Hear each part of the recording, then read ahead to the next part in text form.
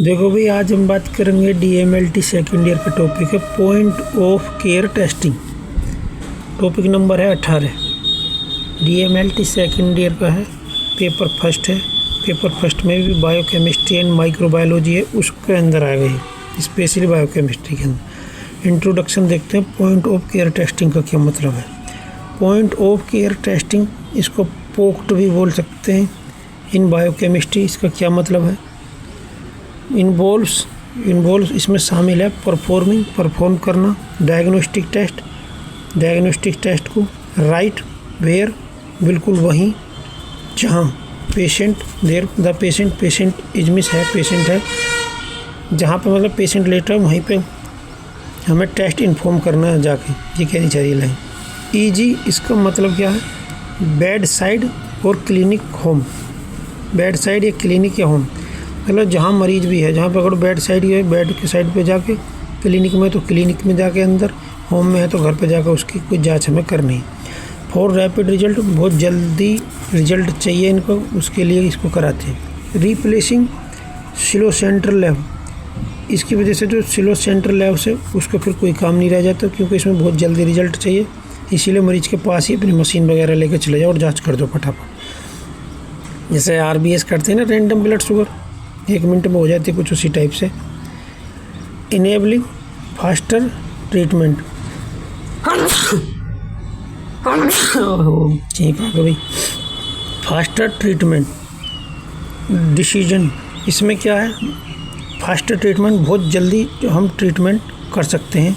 अगर वो जाँच जल्दी हो जाएगी तो डिसीजन ले सकते हैं ट्रीटमेंट करने में। फॉर कंडीशन, मरीज की हालत देखते हुए, लाइक जैसे डायबिटीज़ है, देखो इसमें बताई भी है जो मैंने बताई थी। डायबिटीज़ है, ग्लूकोज मीटर्स, जो मतलब ना रैंडम ब्लड शुगर होती है, उसका छोटा सा ग्लूकोमीटर रहता है, उसको तुरंत लगाओ, जांच कर लो। उसके हिसाब से तुम फिर तुरंत दवाई दे सकते हो चाहो तो शुगर की। कार्डियक इश्यू, जैसे कार्डियक इश्यू है, ट्रोपोनिन बोलते हैं इसको। एंड इन्फेक्शंस, जैसे कि टी, नहीं आगे ब्रैकेट बंद हो गई, टी नहीं है, यहाँ से हो गई। देयर पोर्टेबल डिवाइस, यहाँ जो है पोर्टेबल डिवाइस यूज होंगी। ऐसे नहीं है कि तुम्हारी एक्सरा की मशीन है, उसको उठा के, मान लो बहुत बड़ी बारी एक्सरा की मशीन है जो एक जगह सेट रहती है, उसको तो उठा के तुम ले जा सकते जनरल वार्ड में भी। और इसके लिए इसलिए पोर्टेबल एक्सरा की मशीन होनी चाहिए, या अल्ट्रासाउंड की तो वो भी पोर्टेबल होनी चाहिए। लैब की कोई तुम्हारे इक्विपमेंट है तो वो भी इस टाइप का होना चाहिए कि तुम उठा के सीधे ले जाओ मोबाइल, जनरल वार्ड में, ICU में, NICU में, जहाँ भी है। There portable device use small sample, ये जो पोर्टेबल डिवाइस है छोटे से सैंपल को ही लेकर काम कर सकती हैं, ऐसा कहनी चाह रही है। जिसका ब्लड है, यूरिन है, ब्लड या यूरिन है जो भी है, विथ सिंपल स्टेप, एक सिंपल स्टेप के साथ ये जांच करके दिखा देंगे तुम्हें। ऑफरिंग बेनिफिट्स, इसका जो है फ़ायदा है, लाइक क्विक टर्न अराउंड, इससे बहुत जल्दी वो मिल जाएगा, जांच का पता चल जाएगा। इम्प्रूव आउटकम, फिर मरीज का फिर जल्दी इलाज चल जाएगा, अगर जल्दी जांच मिल जाएगी तो, जिससे आउटकम इम्प्रूव हो जाएगा, मतलब मरीज जल्दी ठीक होने के चांस बढ़ जाएंगे। एंड पोर्टेबिलिटी, इसका पता नहीं क्या मतलब, पोर्टेबिलिटी का मतलब क्या। आगे का but require strict quality control, पर इसमें क्या स्ट्रिक्ट क्वालिटी कंट्रोल होनी चाहिए, मतलब जो तुम जांच कर रहे हो उसमें कोई कंप्रोमाइज़ नहीं होना चाहिए, जांच बिल्कुल सटीक होनी चाहिए, सही होनी चाहिए। अब जो तुम्हारी क्वालिटी है उस पर ध्यान देना, तुम्हारे करने का तरीका उस पर भी, और जो तुम्हारी डिवाइस वगैरह वो भी एकदम बढ़िया होनी चाहिए। ऐसे नहीं तो तुम ही कम करने में काम सही नहीं हो, ऊपर से तुम्हारी डिवाइस भी बेकार है, तो तुम कैसे वो क्वालिटी को मेंटेन कर लो, है कि नहीं। अगर लिखो ट्रेनिंग भी तुम्हारी बढ़िया होनी चाहिए। एंड कैलिब्रेशन एंश्योर एक्यूरेसी, और जो तुम्हारी मशीन वगैरह हैं उनको जो कैलिब्रेशन वगैरह एकदम बढ़िया होना चाहिए, ताकि तुम रिजल्ट जो है उसको सुनिश्चित कर सको एक्यूरेसी के साथ, ठीक है। हाउ इट वर्क, ये कैसे काम करती है। नियर पेशेंट, मतलब मरीज के पास। टेस्ट आर डन आउटसाइड, जो टेस्ट होगा वो लैब में नहीं होगा, वो मरीज के पास में जाकर होगा। ट्रेडिशनल लैब में ओपन बाय नर्सिस और पेशेंट, इसमें ट्रेडिशनल ओपन बाय नर्सेस और पेशेंट, समझ में नहीं यार कुछ बात। ओपन बाय नर्सिस के द्वारा तो होता है, पर पेशेंट क्यों लिखवाएं? पेशेंट थोड़ी जांच करेंगे, पर हो सकता है नर्स और पेशेंट दोनों को मिक्स बोला कि नर्स करेगी पेशेंट के साथ में जांच है। आ गया रैपिड रिजल्ट। रैपिड रिजल्ट का मतलब बहुत जल्दी रिजल्ट आना चाहिए। एम्स, इसका एम्स क्या है? 4 रिजल्ट के लिए इन मिनट, मतलब 1-2 मिनट में रिजल्ट आ जाना चाहिए। ये है इसका मेन मकसद। Point of care testing. Some times seconds, कभी कभी तो सेकंड्स में रिजल्ट आ जाते हैं। फॉर इमीडिएट क्लिनिकल एक्शन, जहाँ पे एकदम इमीडिएट काम करा गया है ऐसे क्लिनिक में, ठीक है ना। Simple and portable device. Small, simple का मतलब सादा, और ऐसी डिवाइस जिन्हें हम झोला में या बैग में रख के कहीं भी ले जाओ। पोर्टेबल का मतलब मोड़ तोड़ के उन्हें रख लो, ऐसे समझो, ठीक है। उस टाइप से डिवाइस होती है इसमें। Small handled instruments. स्मॉल और हैंडल्ड को मतलब है कि तुम हाथ में लटका के कहीं भी इधर उधर लेकर डोल सको, ऐसे इंस्ट्रूमेंट होने चाहिए। यूज डिस्पोजेबल स्ट्रिप, जो इसमें स्ट्रिप यूज होंगे वो डिस्पोजेबल होंगे, एक बार यूज करके फेंक दोगे। और cartridge for easy operation. Cartridge for आसान काम करने के लिए क्या होनी चाहिए? कार्ट्रिज। डिस्पोजेबल, हाँ डिस्पोजेबल स्ट्रिप्स और कार्ट्रिज होनी चाहिए इजी ऑपरेशन के लिए, ये कहना चाह रहे हैं। टेक्नोलॉजी यूज ड्राई केमिस्ट्री, इसमें ड्राई केमिस्ट्री होगी, इम्यूनेस से हो सकता है। बायोसेंसर्स और माइक्रोफ्लूइड्स यूज हो सकते हैं। लाइक आई स्टार्ट, ये कुछ है एक सिस्टम। आई स्टार्ट सिस्टम जो है टेक्नोलॉजी, ठीक है ना। आगे है common biochemical test and device. Common biochemical test कौन से और डिवाइस कौन से, वो देख लेते हैं। जैसे देखो, ब्लड ग्लूकोज मीटर है।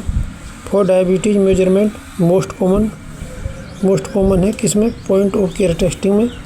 दूसरा क्या है? Electrolytes and gases, sodium potassium phosphate ना। पीएच है, ब्लड गैसेस हैं जैसे PO2 PCO2। In critical care में जिसकी हालत ख़राब है उस वाले केस में इसको चेक करते हैं, इलेक्ट्रोलाइट्स और गैसेस को, ठीक है। आगे देख लो, कार्डियक बायोमार्कर्स में क्या है? ट्रोपोनिन है। फॉर हार्ट अटैक्स, अगर किसी को हार्ट अटैक आया है तो उसको ट्रोपोनिन की जांच होगी, ठीक है ना। और आगे क्या है? कोआगुलेशन, प्रोथ्रोम्बिन टाइम भी हम जांच करनी पड़ सकती है इसमें। PTINR। फॉर एंटी कोआगुलेशन के लिए क्या है? प्रोथ्रोम्बिन टाइम की जांच कर सकते हैं। रीनल फंक्शन की भी कर सकते हैं। क्रेटीन यूरिया, रीनल फंक्शन में भी कभी कभी इसमें जांच करनी पड़ जाती है क्रेटीन यूरिया की। आगे हार्मोन्स, कार्टिसोल, HCG। जैसे प्रेगनेंसी किट करनी है तो उसको तुरंत चेक कर लो। कार्टिसोल भी चेक कर सकते हैं, पर इसको मैं नहीं पता कि कैसे इतनी जल्दी हो सकता है, लेकिन जानते हो प्रेगनेंसी किट तो तुरंत निकालो और डाल दो, सूसू उसमें हो जाएगी। Infection disease, rapid screening for flu, HIV and malaria. जैसे मलेरिया का कार्ड है, 1 मिनट में ब्लड निकाल कर लगा दो, हो जाएगा। HIV पे लगा दो, बहुत जल्दी रिजल्ट आ जाएगा, ठीक है ना। एडवांटेज, इसके फ़ायदा देख लो। Faster decision, immediate data for urgent care, emergency और surgery.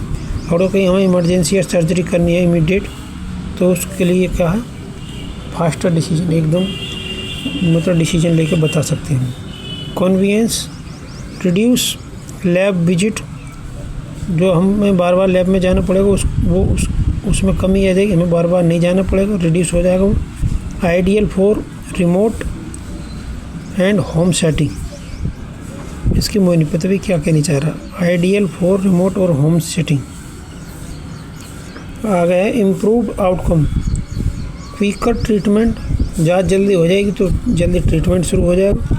Means better patient result, patient को जो ठीक करेंगे उसको जो रिजल्ट है वो हमें जल्दी देखने को मिल जाएगा। चैलेंजेस क्या है इसमें? क्वालिटी कंट्रोल, मतलब क्वालिटी बहुत ध्यान देना, कभी जल्दबाजी के चक्कर में तुम गलत कर दो। Risk of inaccurate result if not calibrated और मेंटेन्ड, मतलब अगर तुम अपनी डिवाइस वगैरह को कैलिब्रेटेड नहीं रखोगे, मेंटेन नहीं रखोगे, या तुम्हें अच्छे से एक्सपीरियंस नहीं है जांच वाच करने का, तो इसमें क्या हो जाएगी? तुम्हारी क्वालिटी कंट्रोल है वो कंप्रोमाइज़ हो जाएगी, मतलब फिर तुम कहने वाले सही से रिजल्ट नहीं दे पाओगे। Operator training, non lab staff need proper training. अगर कोई ऐसा स्टाफ जिसने लैब में काम नहीं करा, उसको पहले प्रॉपर ट्रेनिंग होनी चाहिए। कॉस्ट, खर्चा क्या है? Devices can be more expensive than central lab test. ये जो डिवाइस हैं वो डिवाइस से महंगी हो सकती हैं जो परमानेंट लैब में रखी रहती हैं, ठीक है ना। आगे है regulatory must meet standard EGCLIA for accuracy. इसमें जो है रेगुलेटरी पे ध्यान देना है। कहने का मतलब जो तुम्हारे स्टैंडर्ड हैं, जो मानक हैं तुम्हारे जांच करने के, उनसे नीचे मतलब तुम्हें जांच नहीं करनी है, मतलब उन्हें फॉलो करके चलना है, तभी एक्यूरेसी आएगी, वरना तुम्हारे जो यहाँ जांच हुई है उसकी कोई वैल्यू नहीं होगी फिर, ठीक है।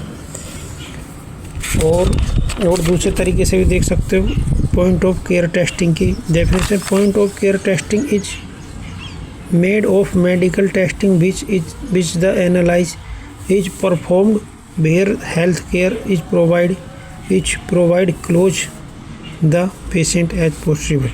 ये यही कह रही है कि पॉइंट ऑफ केयर टेस्टिंग जो है मेड ऑफ मेडिकल टेस्टिंग के लिए बनी है, जिसमें एनालाइज आकलन होता है,